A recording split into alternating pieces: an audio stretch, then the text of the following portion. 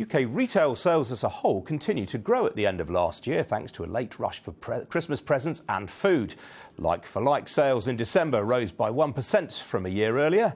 Online sales of non-food products grew by 7.2% to nearly a quarter of all sales. But that was still a slowdown. It was the first growth below 10% for 4 months. And the British Retail Consortium, which compiled the figures, pointed to challenges ahead from rising costs and political uncertainty. Helen Dickinson is the BRC's chief executive. So, Helen, on the whole then, you're saying Christmas went pretty well? It was a strong end to 2016. Bit of a roller coaster year, though.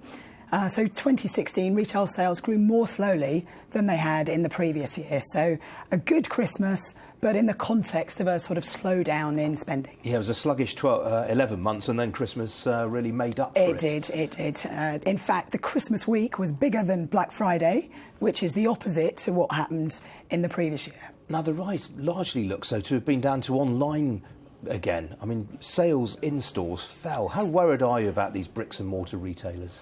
I think these days we shouldn't think of them as separate channels, because we all as shoppers research online, buy in store or click and collect, and so there is a big blurring, if you like, between the two. So actually it's the total sales that's important.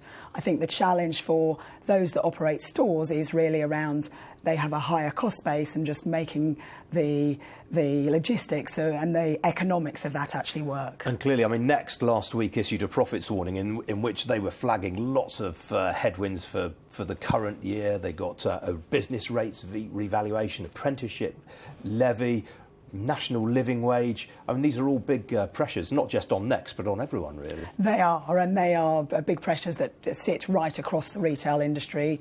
And the other one that we have already feeding through, and we've seen that with the beginnings of inflation starting to raise its head, is the impact of the devaluation of the pound. So obviously a lot of what we buy in stores and online is imported from overseas, paid for in dollars and in euros, and so that has become more expensive for retailers to buy. So we see there are pricing pressures in the pipeline, so inflation is likely to tip up. Perhaps not overnight and not be a big spike, but yeah.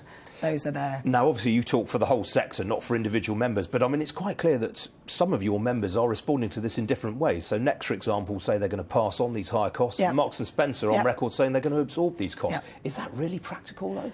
I think it will be horses for courses, so everybody will respond in a different way. So some retailers will take some of the hit, suppliers perhaps will take some of that cost too, and at the end of the day, consumers will as well. So, and how individual retailers respond will be different, but across the market as a whole, we are likely to see, we're now in our 4th year of falling shop prices. So, you know, that was always going to come to an end at some point, and I think we're likely to see that beginning to happen over the course of 2017. So briefly, Helen, is there, could one say that this was a last splurge by shoppers this Christmas before they batten down the hatches this year?